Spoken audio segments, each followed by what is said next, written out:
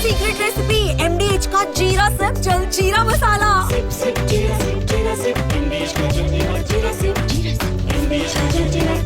Operation सिंदूर में 4 खूंखार आतंकवादी भी ढेर हुए हैं। आप देखिए मुरीद के कैंप का जो इंचार्ज है, जो हेड था अबू जुंदाल, वो ढेर किया गया।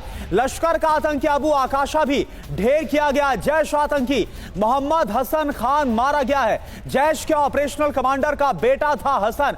ये वो 4 अलग अलग बड़े आतंकी हैं जिनका खात्मा भी किया गया।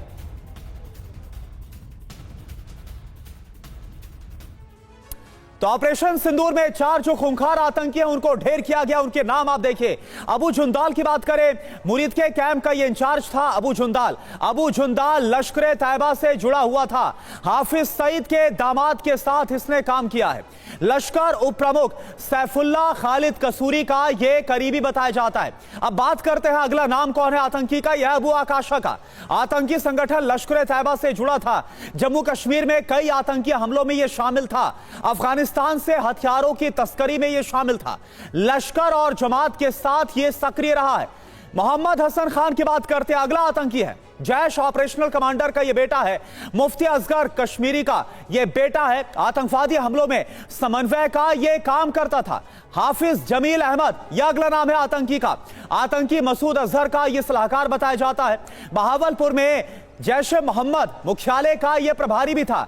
मसूद अजहर का पारिवारिक सदस्य रहा है। यह आतंकी गतिविधियों की निगरानी बाकायदा करता था और इस तरह से भारत ने न सिर्फ जो सैन्य तौर पर एक बड़ी चोट पहुंचाई है पाकिस्तान को, बल्कि वहां पर जो आतंकवाद है उसका भी बड़े स्तर पर सफाया किया। लेकिन जो तस्वीरें सवाल उठाती है वो ये कि पाकिस्तानी आर्मी आतंकवादियों के जनाजे में क्या कर रही थी। भारत ने आतंकियों के 9 कैंप तबाह कर दिए, जिसमें 100 से ज्यादा आतंकी मारे गए। दहशतगर्दों के जनाजे में पाकिस्तानी आर्मी शामिल हुई। आपको बताते हैं कि पाक सेना के उन अफसरों के नाम क्या हैं, तस्वीरें भी दिखा रहे हैं। Lieutenant general Faiyaz Hussain Shah, major general Rao Imran Sattaj, brigadier Mohammad Furqan Shabbir, doctor Usman Anwar IGP Punjab, Malik Sohaib Ahmad Bharat MPA से। ये तमाम पाकिस्तान के सेना के अधिकारी शामिल थे एक दहशतगर्द के जनाजे में। और राजीव सरदाना सर, क्या यही खौफ था? क्योंकि देखिए ये वो बड़े नाम तो हमने बताए जो आतंकवादियों के थे, सरगना थे, लेकिन इसके अलावा कुल मिलाकर 100 आतंकवादी मारे गए हैं, 40 पाकिस्तानी सैनिक ढेर किए गए।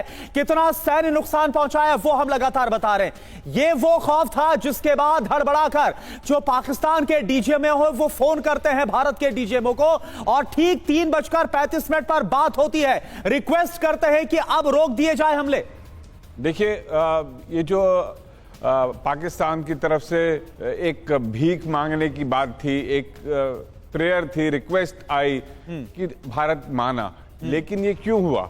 क्योंकि इस बार सिर्फ कुछ एयरबेसेस, सामान, जहाज उड़ जाना ही नहीं था, इनकी कमर टूट गई है, इनका मनोबल टूटा है, तभी ये घुटनों पे आए हैं। इसका मतलब ये नहीं कि भारत जो इस समय इतने स्ट्रांग पोजीशन में था कि हम किसी चीज से डरे हुए थे, घबराए थे कि हम सीज फायर के लिए अग्री किए। हम अग्री किए हैं अपनी मैग्नेनिमिटी की वजह से, क्योंकि हम स्ट्रांग पोजीशन में हैं और यही भागे हैं अमेरिका की तरफ, यही भागे हैं दूसरे देशों की तरफ कि इस समय हमें बचा लीजिए, क्योंकि भारत नहीं रुक रहा। भारत के पास कोई वजह नहीं थी रुकने की।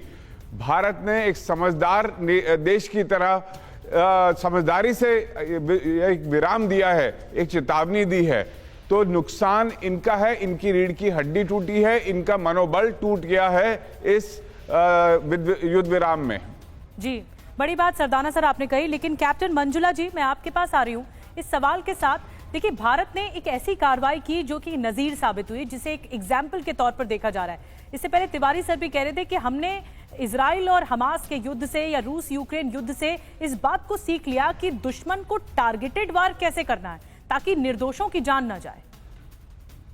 बिल्कुल विधि, बिल्कुल सही बात आपने बोली है कि जैसे हम लोग बोलते हैं ना इवोल्यूशन होता है मैनकाइंड में, वैसे ही हमने अपने वॉर्स में भी इवोल्यूशन देखा है जैसा वॉर हमारा 47-48 में हुआ था वैसा 65 में नहीं हुआ, जैसा 65 में हुआ था वैसा 71 में नहीं हुआ, और 71 में जैसा हुआ था वो कारगिल में नहीं हुआ, और आज जो ऑपरेशन सिंदूर हुआ है ये तो पूरा विश्व ने देखा है कि कैसे हमने यहाँ पे अपनी टैक्टिकल ब्रिलियंस दिखाई है और टेक्नोलॉजिकल सुपीरियरिटी दिखाई है। मैं इस पूरे ऑपरेशन सिंदूर को अगर सिर्फ 3 शब्दों में समराइज करना चाहूँ तो मेरे वो 3 शब्द होंगे: प्लानिंग, प्रिसीजन एंड प्योरिटी। हमने कितने सही तरीके से प्लानिंग किया है, हमारे टारगेट्स जो हैं वो कितने सटीक थे, हमें पता था, हमारा गोल बहुत क्लियर था कि हमें इन 9 जो है लॉन्चिंग पैड्स पे, इन टेरर एस्टैब्लिशमेंट्स पे ही हमला करना है। ये हमारा बहुत ही क्लैरिटी थी हम लोगों ने। प्रिसीजन ये था कि जहां जहां हमने हमला किया है वहां पे हमें मैक्सिमम वैल्यू मिली है, टारगेट की मैक्सिमम वैल्यू हमने अचीव किया है, और डिफेंसिव फ्रंट पे जहां पे उन्होंने कोशिश की है वो सारे के सारे हमने न्यूट्रलाइज कर दिए हैं। सो इसको हम प्रिसीजन कहते हैं। थर्ड पॉइंट मैंने आपको बताया प्योरिटी का पॉइंट।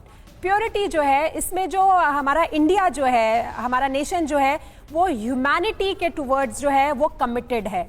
हम हमेशा ये बात कहते हैं कि हम अहिंसा के पक्षधर हैं, और ये बात हमने बिल्कुल प्रूव की है कि हमने चाहे जितना भी अच्छे से टेक्नोलॉजिकल सुपीरियरिटी से काम किया है, बट प्योरिटी है, हमने ह्यूमैनिटी के अगेंस्ट काम नहीं किया है, हमने सिर्फ टेरर एस्टैब्लिशमेंट पे अटैक किया है। तो एक बहुत ही सोची समझी और बहुत ही अच्छे से प्लान किया। बिल्कुल मंजुला जी, और ये हमने देखा कि वहां पर जो उनका टेरर एस्टैब्लिशमेंट है, जो आतंकी ठिकाने हैं, या फिर जो वहां पर सैन्य बेसिस हैं या फिर मिलिट्री इंस्टॉलेशन है, वहां पर अटैक किया, लेकिन पाकिस्तान ने क्या किया? ये है सीक्रेट रेसिपी MDH का जीरा से जल्द